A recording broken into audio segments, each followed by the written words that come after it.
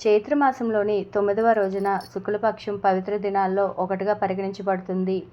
ఈసారి శ్రీరామనవమి నాడు చాలా అరుదైన ప్రత్యేకమైన యాదృచ్ఛికం జరగనుంది. ఈ సంవత్సరం వచ్చే శ్రీరామనవమి చాలా పవిత్రమైనది. ఈ ఏడాది ఏప్రిల్ 17వ తేదీన బుధవారం శ్రీరామనవమి వచ్చింది. శ్రీరామనవమి అంటే శ్రీరాముడి జన్మదినం మాత్రమే కాదు, సీతారాముల కళ్యాణం జరిగిన రోజు, అలాగే రామయ్య రాజుగా పట్టాభిషేకం అయిన రోజు. వాల్మీకి రామాయణం ప్రకారం శ్రీరాముడు కర్కాటక రాశిలో జన్మించాడు, మధ్యాహ్నం 12 గంటలకు జన్మించాడు. కాబట్టి శ్రీరామనవమి రోజున మధ్యాహ్నం సమయంలో అభిజిత్ ముహూర్తంలో మాత్రమే ఇంట్లో పూజ చేసుకోవాలి. ఈ రోజున రాముల వారికి చేసే పూజ మధ్యాహ్నం 12 గంటల ప్రారంభించాలి. ఎందుకంటే భద్రాచలంలో సీతారాముల కళ్యాణం మధ్యాహ్నం 12 గంటలకు ప్రారంభమవుతుంది. కాబట్టి ఈ శుభ సమయంలో మాత్రమే ఇంట్లో పూజ ప్రారంభిస్తే మంచిది. ఉదయం తిథి ప్రకారం పూజ చేసుకోవడానికి శుభముహూర్తం కేవలం 2 గంటల 35 నిమిషాలు మాత్రమే ఉంది.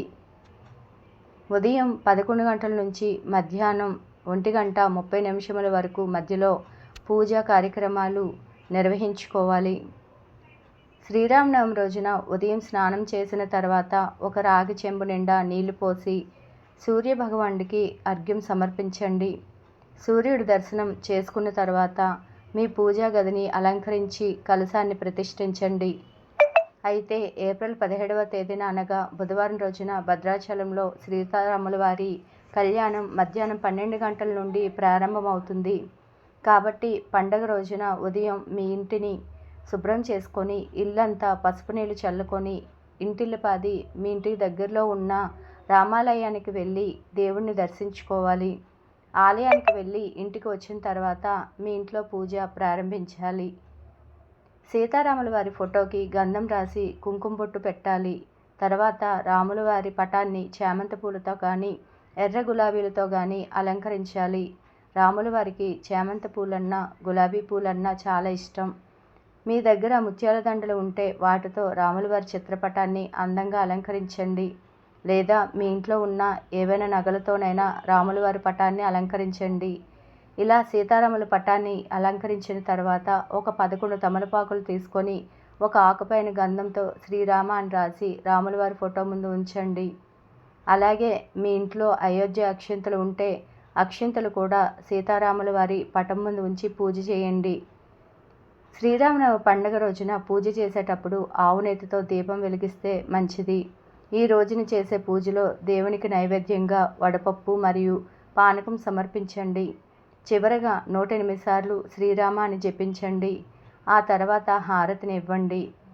పూజ చేసిన తర్వాత పూజ గదిలో ఉన్న అక్షింతలను ఇంట్లో ఉన్న ప్రతి ఒక్కరూ తమ తలపైన వేసుకోవాలి.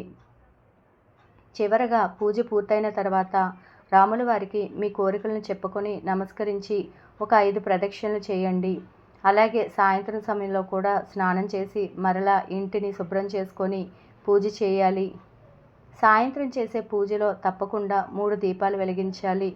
ఈ దీపాలు ఎలా వెలిగించాలంటే ముందుగా ఒక దీపాన్ని పూజ గదిలో ఉన్న రాముల వారి ఫోటో ముందు వెలిగించండి. అలాగే మీ ఇంటి గుమ్మం ముందు 2 దీపాలు వెలిగించండి. ఇలా మొత్తం 3 దీపాలు వెలిగించాలి. ఈ దీపాలని రామజ్యోతులని అంటారు. ఈ 3 దీపాలలో మొదటి దీపం శ్రీరాముల వారికి, రెండవ దీపం తన ధర్మపత్ని అయిన సీతమ్మ తల్లికి, అలాగే 3వ దీపం వారి వీరభక్తుడైన ఆంజనేయ స్వామికి సమర్పించాలి. దీపారాధనకు వాడే ఈ 3 ప్రమిదలు మట్టి ప్రమిదలను ఉపయోగిస్తే చాలా మంచిది. మట్టి ప్రమిదలు లేనివారు ఇత్తడి ప్రమిదలు కూడా వాడచ్చు. అలాగే ఆవు నెయ్యితో మాత్రమే రామజ్యోతుల్ని వెలిగించండి. ఎందుకంటే ముక్కోటి దేవతలు గోమాతలో నివసిస్తారని పురాణాలు చెబుతున్నాయి. కాబట్టి స్వచ్ఛమైన ఆవు నెయ్యితో దీపాలు వెలిగిస్తే చాలా మంచిది. శ్రీరామనవమి రోజున సాయంత్రం సమయంలో ఈ 3 దీపాలు అయితే తప్పనిసరిగా వెలిగించాలి. ఆర్థిక ధనలాభం పొందాలంటే రాముల వారికి సాయంత్రం సమయంలో రామరక్ష మంత్రాన్ని చదువుతూ మీ ఇల్లంతా పసుపు నీళ్ళు చల్లుకోవాలి. ఆ మంత్రం ఏమిటంటే ఓం శ్రీం శ్రీం క్లీం రామచంద్రాయ శ్రీ నమః. ఈ మంత్రం చదువుతూ ఇంటి నలుమూలలా పసుపు నీళ్ళని చల్లండి. ఇలా చేస్తే ఇంట్లో ఉన్న దుష్టశక్తులన్నీ తొలగిపోయి మీ ఇంట్లోకి లక్ష్మీదేవి అడుగు పెడుతుంది.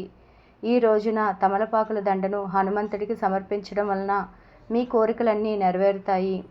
శ్రీరామనవమి రోజు రామాయణాన్ని చదవడం లేదా రామాయణాన్ని వినడం వలన కోటి జన్మల పుణ్యప్రాప్తి లభిస్తుంది. నవమి రోజున పూజ చేసేటప్పుడు ఒక ఎరుపు రంగు వస్త్రంలో 5 లవంగాలు ఉంచి మూట కట్టి ఆ మూటను పూజ గదిలో ఉంచి పూజ చేయండి. పూజ పూర్తయిన తర్వాత ఆ లవంగాల మూటకి కర్పూర హారతిచ్చి ధూపం వేసి ఆ మూటను బీరువాలో పెట్టుకోండి. ఇలా చేస్తే మీ భర్త ఆదాయం బాగా పెరుగుతుంది.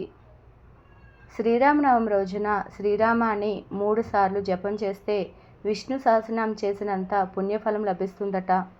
శ్రీరామనామం జపించడం కానీ శ్రీరామకోటి రాయడం కానీ చేస్తే ఎన్నో శుభాలు కలుగుతాయి.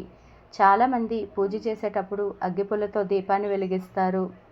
కానీ హిందూ ధర్మశాస్త్రం ప్రకారం ఇది చాలా పెద్ద తప్పు. అగ్గిపుల్లతో నేరుగా దీపాన్ని వెలిగించకూడదు. దేవుని కోసం పెట్టే దీపం వెలిగించాలంటే ఏకవత్తితో మాత్రమే వెలిగించాలి. ఈ ఆచరణ నియమాలతో పూజ చేస్తేనే మీ పూజ పూర్తయినట్టు అవుతుంది.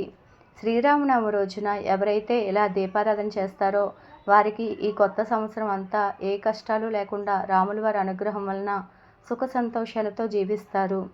శ్రీరామనవమి రోజున జిల్లేడు ఒత్తులతో దీపారాధన చేస్తే మీ ఇంటికి అధిక సంపద కలుగుతుంది. జై శ్రీరామ్. మీకు గనుక ఈ వీడియో నచ్చినట్లయితే లైక్ చేయండి, షేర్ చేయండి. అలాగే మరెన్నో తెలియని విషయాలు తెలుసుకోవాలంటే నా ఛానల్ సబ్స్క్రైబ్ చేసుకోండి. Please subscribe.